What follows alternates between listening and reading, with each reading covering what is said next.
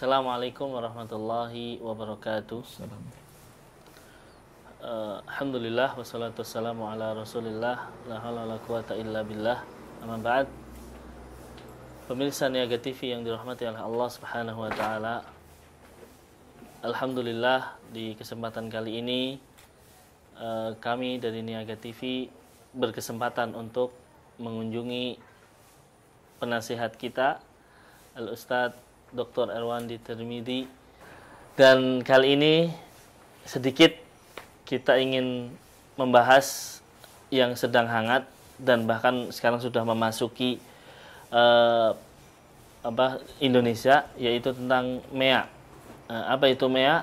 Yaitu Masyarakat Ekonomi ASEAN, yang mana tujuannya adalah untuk mungkin menyaingi perekonomian negara-negara yang sudah lebih dahulu maju dari sisi ekonomi seperti Cina dan India. Nah, makanya di kesempatan kali ini kita ingin mungkin bagaimana tinjauan dari sisi ekonomi syariah tentang masyarakat ekonomi ASEAN. Kepada Ustadz Erwandi, falyatafaddal. Jazakallahu khair, Allah yabarik fiik. Assalamualaikum warahmatullahi wabarakatuh. Alhamdulillah rabbil alamin wa bihi nasta'in wa nusalli wa nusallim wa nubarik ala nabiyyina Muhammadin wa ala alihi wa sahbihi wa man ihtada bi hadihi wa istana bi sunnati ila yaumil din wa ba'd.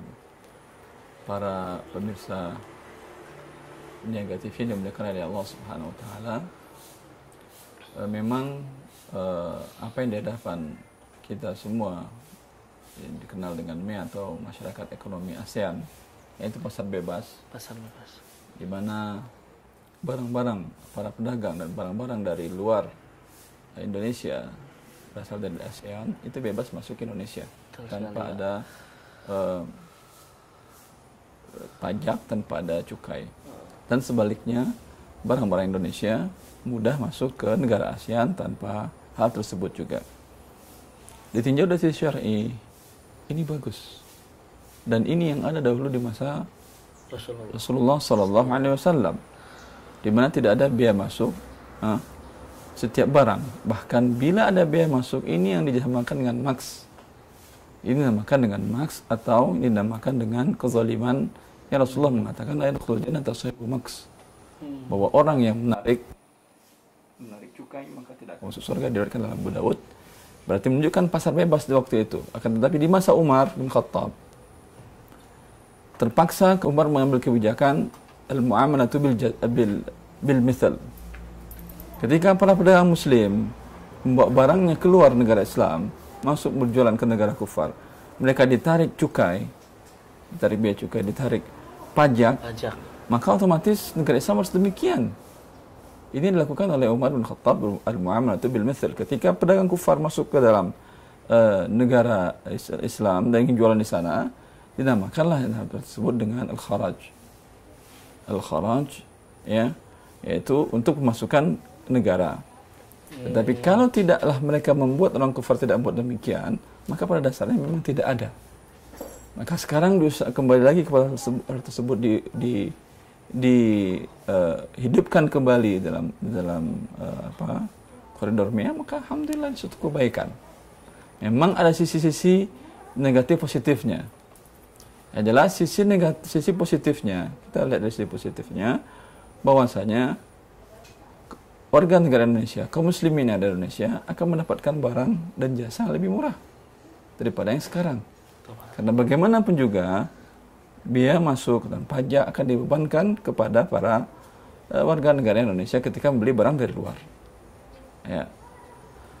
Tetapi ketika tidak ada itu, maka akan menjadi murah barang dan jasa yang ada dari luar. Dan positif lainnya mendorong para produsen dalam negeri untuk meningkatkan kualitas barangnya agar bersaing dengan barang di luar negeri. Ya. Sebagian sisi negatifnya, sebagian orang mengatakan kalau gitu mematikan produsen dalam negeri. Tetapi wallahu ta'ala a'lam. Ya, wallahu ta'ala a'lam. Hukum pasar pada dasarnya memang tidak boleh memang pasar bebas dalam Islam. Asal Pada dasarnya pada Islam hukum pasar memang pasar bebas. tidak boleh menentukan harga, sampai harga pun tidak ditentukan. Ketika Umar bin Khattab radhiyallahu anhu melihat Hatib bin Abi Balta'ah menjual barang, diriwayatkan dalam Imam Ahmad dalam musnadnya, dia menjual barang di pasar Madinah dengan harga di bawah harga pasar dijual oleh para pedagang lainnya. Umar menegurnya. Kata Umar, irfa' atau tarfa'an suqina. Naikin harga barang Anda, atau kalau enggak engkau sendiri naik dari pasar ini, tinggalkan pasar. Artinya Umar dengan harga barang rendah, orang akan belanja kepada dia. Atau para pedagang akan menurunkan harga barangnya. Sehingga harga tidak menjadi stabil. Akan tetapi, kemudian Umar bin Khattab radhiyallahu anhu, setelah Hatib bin Balta'ah pulang ke rumahnya, Umar menyusul dia kembali. Kemudian mengatakan, hadza ra'in irta'aituhu. Ini yang sebelumnya saya katakan naikkan harga Anda, ya, sesuai dengan harga pasar, itu pendapatku. Tapi sekarang saya rujuk dari pendapat ini. Ya. Dari satu sisi memang perbuatan Hatib bin Balta'ah apa? Menurunkan harga, merugikan para pedagang. Tapi tidak mungkin para pedagang menjual dengan harga rugi, tapi keuntungannya akan berkurang. Dan terjadi perang harga. Tetapi dari sisi lain yang diuntungkan siapa? Para end user, para konsumen. Karena ini menurunkan harga, silakan perang harga, Anda dapat harga murah. Dan jumlah para pemakai, para konsumen akhir jauh lebih banyak dari para pedagang. Dan kaidah dalam syariat kita, yutahammal ad-darar al-khas li daf'i ad-darar al-'am.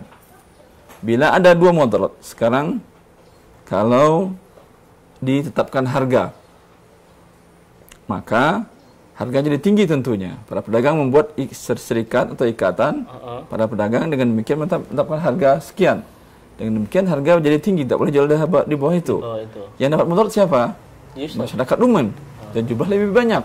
Tapi kalau dilepaskan pada pasar bebas, apa yang terjadi? Mereka akan perang banting harga. Siapa yang dapat manfaat yang banyak? Para masyarakat umum. Dan dengan demikian para pedagang pun masih tetap bisa bertahan, berniaga, karena kalau tidak demikian mereka akan tutup usahanya, dan tidak mungkin itu. Yang dilarang dalam Islam adalah perang harga. Ya, ini banting harga dan banting harga. Kemudian ada pengusaha yang besar dan kuat dibanting harga habis-habisan selama beberapa bulan, sehingga yang lain mati. Ketika usaha yang lain mati, dia monopoli harga. Ini yang dilarang dalam Islam. Sehingga Rasulullah SAW sendiri, kita melihat bagaimana pasar bebas itu dalam Islam memang sudah ada pada awalnya. Rasulullah SAW sendiri, ketika terjadi Amil Maja'ah, musim paceklik di kota Madinah, para sahabat Rasulullah datang kepada Rasulullah, ya Rasulullah, sa'ir lana. Ya Rasulullah, buat harga tetap untuk makanan sekarang harga gila, tinggi sekali. Karena musim paceklik, pemasukan makanan pokok dari Syam, dari daerah timur, dari daerah utara sedikit sekali, karena di sana pun susah. Dan harga di Madinah otomatis tinggi. Maka para sahabat mengatakan, ya Rasulullah, buat harga tetap agar para pedagang ini tidak seenak menaikkan harga. Kata Rasulullah SAW, Inna Allah huwal musa'ir, wa inni arju an alqallah wa la atahammal mazlamatan ala ahadin. Kata Rasulullah SAW, fima ma'na, yang menetapkan harga adalah Allah. Dan saya berharap bertemu dengan Allah, tidak ada menzalimi siapapun juga. Artinya, pada saat ketersediaan barang sedikit, dan permintaan akan barang pokok tinggi, dan itu bukan dibuat. Berbeda kalau dibuat dengan monopoli, itu haram. Dengan menimbun gitu. Ya, itu haram. Kalau ini memang Allah takdirkan demikian, dengan sedikitnya hasil panen. Ketika itu yang terjadi, siapa yang diuntungkan? Para pedagang. Karena mereka akan berlomba menaikin harga. Tidak mungkin mereka akan menurunkan harga, karena barang sempat terbatas. Kesempatan mereka mencari kekayaan. Maka Rasulullah SAW biarkan. Sebagaimana ketika terjadi panen raya, apa yang terjadi? Turun harganya, dan para petani, para pedagang mendapatkan keuntungan sedikit. Artinya ini sekarang musim mereka mendapatkan keuntungan yang besar, dan ini rezeki dari Allah Subhanahu wa taala. Dan Rasulullah sama sekali tidak mau menetapkan, tidak mau mengendalikan, mengontrol harga. Inilah dalam Islam, sebelumnya sudah ada pasar bebas dalam Islam. Pemirsa Niaga TV, perbincangan semakin menarik karena memang kita sekarang sedang berada di media tersebut. Kita lanjutkan setelah jeda iklan berikut ini.